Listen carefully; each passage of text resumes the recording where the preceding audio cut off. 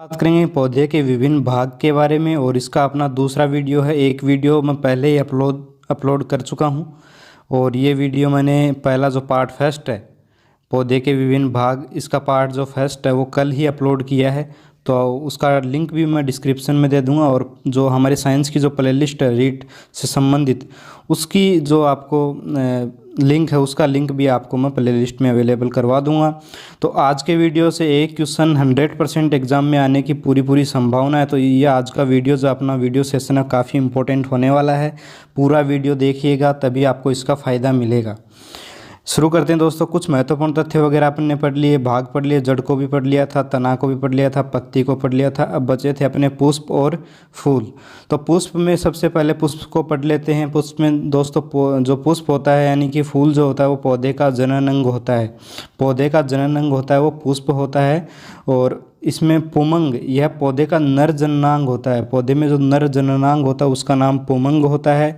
इसमें एक से अधिक पुंकेसर होते हैं। पुंकेसर में परागकण पाए जाते हैं, यानी कि पुमंग जो होता है उसमें एक से अधिक पुंकेसर होते हैं और जो पुंकेसर होते हैं उनमें आपके परागकण पाए जाते हैं। आप यहाँ चित्र में देख सकते हो, ये जो इस प्रकार की जो संरचना बनी हुई है चित्र में, इसको क्या बोलते हैं? पुंकेसर बोलते हैं। तो ये एक, ये रहा, इधर दो हैं इसमें। तो काफ़ी सारी चीज़ें हैं, ये एक से भी अधिक होते हैं पुंकेसर, दो या दो से अधिक, काफ़ी बहुत सारे हो सकते हैं। और इनमें परागकण जो ऊपर का हिस्सा होता है इनमें परागकण भरे होते हैं।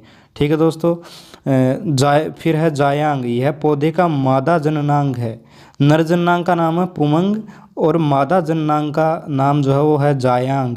इसे स्त्री केसर या अंडप भी कहते हैं। इसके मुख्यतः 3 भाग होते हैं, अंडाशय, वर्तिकाग्र और वृत्तिका। तो जो जायांग होता है वो 3 चीज़ों से, 3 भागों से मिलकर बना होता है।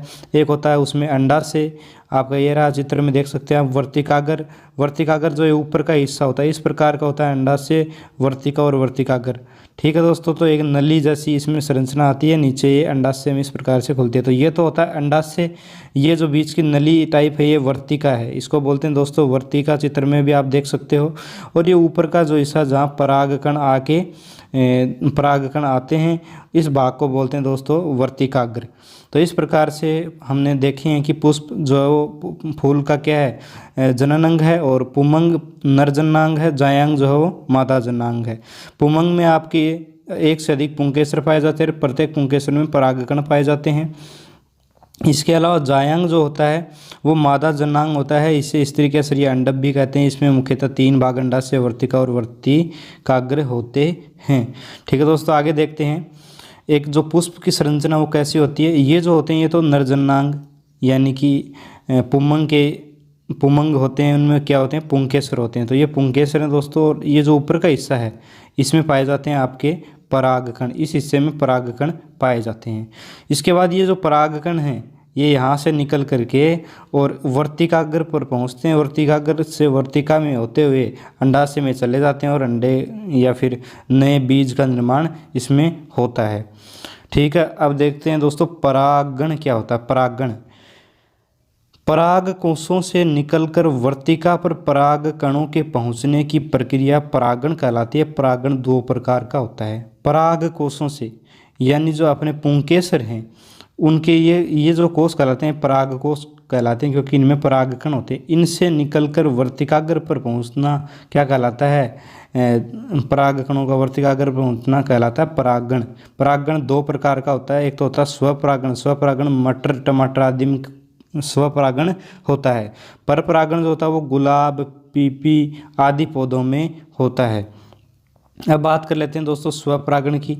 तो स्वपरागण होता क्या है? स्वपरागण होता है जब परागण की क्रिया किसी पुष्प के परागकोश से परागण निकलकर उसी पौधे के पुष्प पर जाता है तो वह परागण कहलाता है। ये गलती से हो गया, वह स्वपरागण कहलाता है। यानी कि एक पौधे का परागकण उसी पौधे के वर्तिकाग्र पर पहुंच जाए तो स्वपरागण होता है। इसको चित्र की तरीके से, मैं चित्र की सहायता से आपको आसानी से समझा दूंगा, आपको इसमें घबराने की बिल्कुल भी आवश्यकता नहीं है। दूसरा है जब किसी पुष्प का परागण निकलकर किसी दूसरे पुष्प या फिर किसी दूसरे पौधे के पुष्प तक पहुँचता है तो इस क्रिया को परागण कहते हैं, पर परागण कहते हैं। पर परागण आएगा, परागण नहीं आएगा अगला, पर परागण इसको बोलते हैं। अब देखते हैं दोस्तों, इसको चित्र के माध्यम से समझते हैं अपने को, स्वपरागण और पर परागण क्या है। तो देखो दोस्तों, ये एक फूल है, इसमें ये जो आपके हिस्से हैं ये होते हैं आपके स्वपरागण में काफ़ी सारे, जैसे स्त्री केसर वगैरह हैं, ये सारी चीज़ें, पुंकेसर में परागकोश पाए जाते हैं, तो परागकोश वगैरह हैं ये यहाँ पे, और कोई दूसरी चीज़ इसमें नहीं है। तो ये जो है यहाँ से जो है पुंकेसर से परागकण निकल करके, और जो ये वर्तिका है, जो वर्तिका है, सॉरी वर्तिकाग्र है, ये यहाँ पे क्या है दोस्तों, वर्तिकाग्र है। यहाँ से पुंकेसर से परागकण निकलेंगे इनसे, और इसी वर्तिकाग्र, इसी फूल के वर्तिकाग्र पर अगर आते हैं तो इसको तो बोलते हैं दोस्तों स्वपरागण। यानी कि एक ही फूल के पुंकेसर से निकलकर उसी फूल के वर्तिकाग्र पर अगर परागकण चले जाते हैं तो उसको स्वपरागण बोलते हैं। जबकि क्या होता है, जैसे मान लीजिए ये एक फूल है, ये दूसरा है, तो इस फूल के पराग कण जो हैं वो निकलेंगे पुंकेसर से, परागकोश से परागकण निकल करके दूसरे फूल के वर्तिकाग्र पर पहुंच जाए। ये दूसरा फूल उसी पौधे का भी हो सकता है और दूसरे पौधे का भी हो सकता है। वर्तिकाग्र पर पहुंचते हैं और नीचे वर्तिका से होते हैं अंडाशय तक जाते हैं, फिर बीज का निर्माण करते हैं। तो इसको दोस्तों बोलते हैं पर परागण। तो स्वपरागण और पर परागण आप चित्र की सहायता से मेरे हिसाब से समझ गए होंगे। अगर नहीं समझे तो एक बार पुनः वीडियो को देख लीजिएगा। अब दोस्तों बात कर लेते हैं फल की। पुष्प में बस इतना ही था इम्पोर्टेंट, जो भी इम्पोर्टेंट था पुष्प के अंदर वो मैंने आपको सारा कुछ बता दिया है। इससे बाहर जो है रीट की या आरटेट के एग्ज़ाम में तो बिल्कुल भी नहीं आने वाला, इसी में से आएगा, आप देख लीजिएगा। फिर है दोस्तों फल। फल का जो निर्माण होता है वो अंडाशय से होता है, अर्थात परिपक्व अंडाशय ही फल कहलाता है।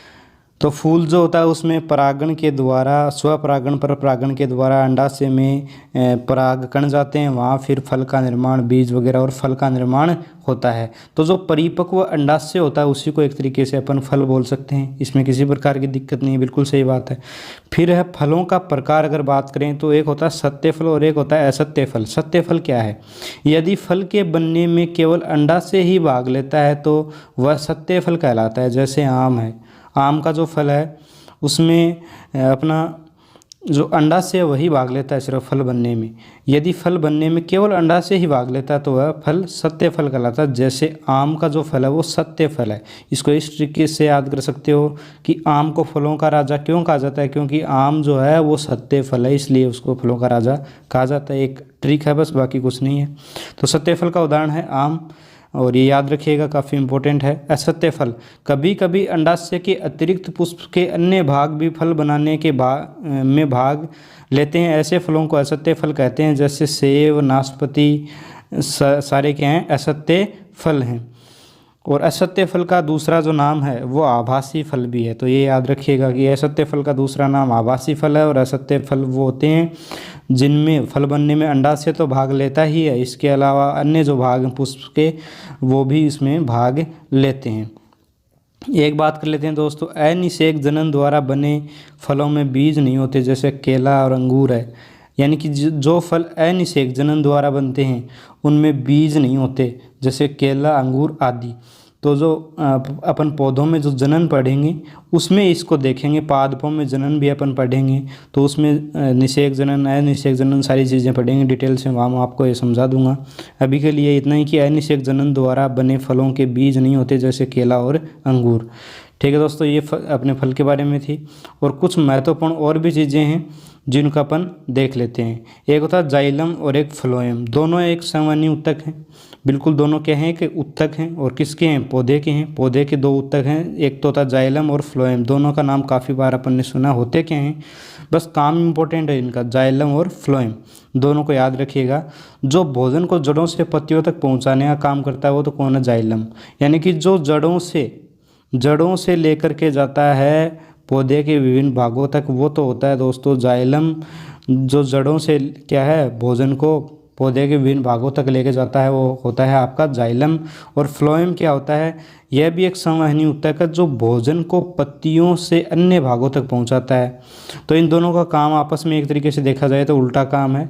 जो जाइलम आपका होता है वो तो जड़ों से भोजन को पेड़ के अन्य भागों तक लेके जाता है। फ्लोएम जो सामान्य ऊतक है वो पत्तियों से भोजन को पेड़ के अन्य भागों तक पहुंचाता है। तो इस प्रकार से ये जाइलम और फ्लोएम भी आप समझ सकते हो, किसी प्रकार की इनमें दिक्कत नहीं आएगी। और आज के वीडियो में दोस्तों बस इतना ही।